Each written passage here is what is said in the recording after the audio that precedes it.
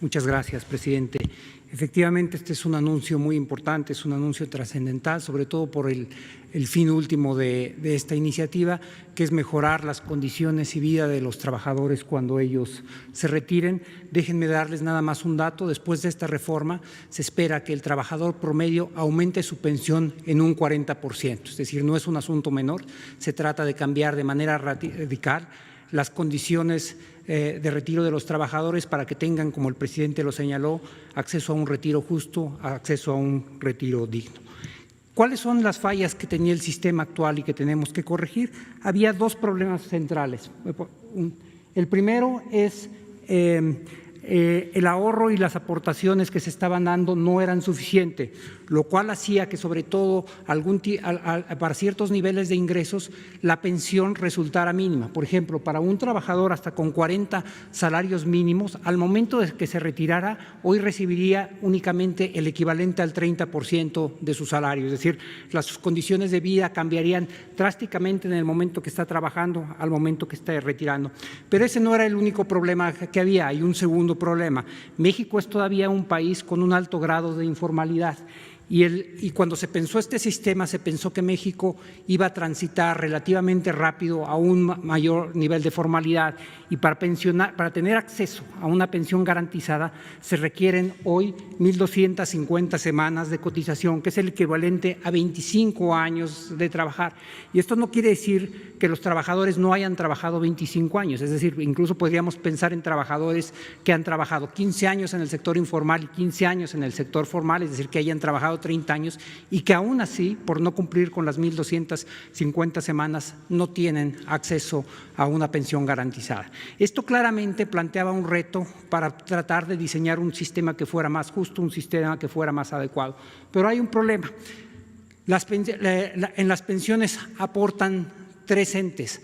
Aportan los propios trabajadores, una parte de su salario se va como un ahorro, aportan de manera muy importante los empresarios, los patrones, y aporta el gobierno federal. El gobierno federal aporta a través de diversas bolsas, aporta primero al sistema de pensiones, aporta más de 700,000 millones de pesos al año al sistema de pensiones del ISSSTE, más de 300,000 millones de pesos al año al sistema del IMSS. Entonces, una discusión que siempre se da aquí y que a veces hace que las reformas se vayan retrasando es en el nuevo mecanismo cuánto se va a aportar y quién va a aportar. Y algo que ayudó a facilitar la negociación fue, como señaló el presidente, la actitud extraordinariamente proactiva del presidente del Consejo Coordinador Empresarial, que asumió que tiene que haber un empresariado ahora con mucha más conciencia social y que les correspondía a ellos dar el primer paso y el paso más importante. No solamente están los tres entes, sino están también los dos presidentes de las juntas de coordinación política, tanto de la Cámara de Senadores como de la Cámara de Diputados, porque esto tendrá que tener un tránsito legislativo. Ahora, ¿cuáles son los objetivos de la propuesta y qué es lo que se está buscando llegar a ella? La primera es, como yo señalé, se va a elevar la tasa de reemplazo de los trabajadores en un promedio de 40%.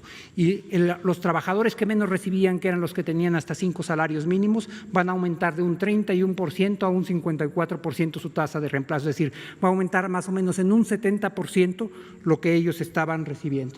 La segunda es, hay un cambio muy importante, que es no nada más va a haber más recursos para las pensiones de los trabajadores, sino que el límite inicial para que puedan recibir una pensión garantizada va a bajar de 25 años a 15 años. Después va a ir subiendo paulatinamente, pero es reconocer que hoy un número importante de los trabajadores, aunque hayan dedicado una vida a trabajar, no alcanzan el mínimo para tener una pensión garantizada. Ahora, la pregunta relevante es ¿cómo se va a obtener eso? Y la forma en la que se va a obtener es un aumento en la aportación total de 6.5 al 15% y la cual se va a elevar fundamentalmente por un incremento paulatino de la aportación de los patrones de 5.15% hasta 13.87%. En un periodo de 8 años, los patrones van a incrementar en 2.7 veces lo que ellos aportan para el retiro de los trabajadores. La aportación que hace el Estado mexicano en este rubro no va a cambiar, va a tener un cambio de composición que explicaré en un segundo, pero el compromiso del Estado no está retirando. Pasamos a la siguiente, por favor. Entonces, ¿cómo está el sistema actual y cómo será el sistema nuevo? Como pueden ver, hay tres partes que componen la aportación actual. La parte marrón es lo que ponen los trabajadores y esa en la barra de la derecha verán no va a cambiar, es decir, está cambiando el monto total de recursos para que los trabajadores tengan acceso a una pensión, pero no va a ser a costa de que tengan que ahorrar más los trabajadores y por lo tanto tengan que disminuir su ingreso disponible. El gobierno hoy hace una aportación que va en dos partes. La parte moradita es la parte de lo que se llama la cuota social y tenemos una pequeña contribución ahí del punto 225 directamente a las pensiones. La vamos a recomponer, el monto va a ser idéntico, pero va a ir fundamentalmente a los trabajadores que tienen hasta 4 salarios mínimos. Y hay dos ideas detrás de esto. La primera es que hay que proteger a los trabajadores que ganan menos, pero la segunda es que hasta 5 salarios mínimos está el 80% de los trabajadores en México. Entonces va a ir dirigido a los que menos tienen y a los que conforman la mayoría. Pero como pueden ver, la parte que incrementa mayormente es la parte de las aportaciones de los patrones. Ahora, ¿en qué se va a traducir esto en concreto? Pasamos a la siguiente, por favor. Lo que van a ver aquí son dos tablas. Pasamos a la siguiente. Lo que van a ver son dos tablas. La tabla de arriba lo que tiene es actualmente para cada uno de los niveles de unidades de medidas de actualización, lo que se llamaban antes salarios mínimos, ahora difieren ligeramente, cuánto recibe cada trabajador. Un trabajador que tiene hasta un salario mínimo recibe hoy, y sí trabajó 25 años, recibe el 68% de un salario mínimo, más el 34% de su ingreso viene por la pensión de adultos mayores. La pensión de adultos mayores que se otorga a todos los adultos por arriba de 68 años y que es permanente al tener ahora a ser asegurada como un derecho constitucional, tiene un impacto muy importante en el retiro de los trabajadores, fundamentalmente en los de 1 y 2 salarios mínimos. Representa el 34% y el 24% de sus salarios. Si ven, por ejemplo, concentrémonos en el último, en el de 5 UMAS, ese solamente tenía una tasa de reemplazo del 31% y el de 4 UMAS de 35%, es decir, estos trabajadores estaban recibiendo apenas 1/3 de lo que estaban ganando al momento de retirarse. Con la nueva propuesta de reforma, esto va a incrementar. Como podrán ver, para 1 y 2 salarios mínimos van a tener incluso un poquito más, considerando la pensión de bienestar para los adultos mayores, de lo que estaban recibiendo ahora, y para todos los demás van a incrementar de manera sostenible. Con esto van a tener una pensión que se acerca muchísimo a los salarios que tenían al momento de retiro y que les permite retirarse en condiciones dignas y justas. Si pasamos a la siguiente, esto va a cambiar no nada más para los que llegan a los 25 años de haber estado cotizando, sino va a cambiar también para los que tienen únicamente 15 años de haber estado cotizando. Y como pueden ver, si comparamos la línea café con la línea roja, van a tener niveles muy similares de pensión, a pesar de que en la línea café cotizaron únicamente 15 años y en la línea roja cotizaron 25 años. Esto es reconocer la realidad del país y lo podemos ver en la siguiente gráfica. ¿Cómo van a quedar los resultados? Hoy la pensión se otorga a partir de los 60 años, se necesitan 25 años y el monto garantizado es el mismo independientemente de cuál es el salario de las personas. A partir de esta reforma pasarán dos cosas: no se afectan los derechos de los trabajadores, por eso la edad mínima para recibir la pensión siguen siendo 60 años, pero se necesitan únicamente 15 años de cotización y el monto de la pensión será del monto ahorrado y de las semanas que hayan salido. Y hay una población mucho mayor que beneficiada. Y este gráfico lo resume de manera muy, muy importante. Al día de hoy, con el estatus vigente, solamente el 34% de los trabajadores alcanza a tener una pensión garantizada. Es decir, los trabajadores que alcanzan una pensión tienen una pensión bajita, que en algunos casos es el 30% de lo que estaban recibiendo, y solamente 1/3 de los trabajadores la recibe.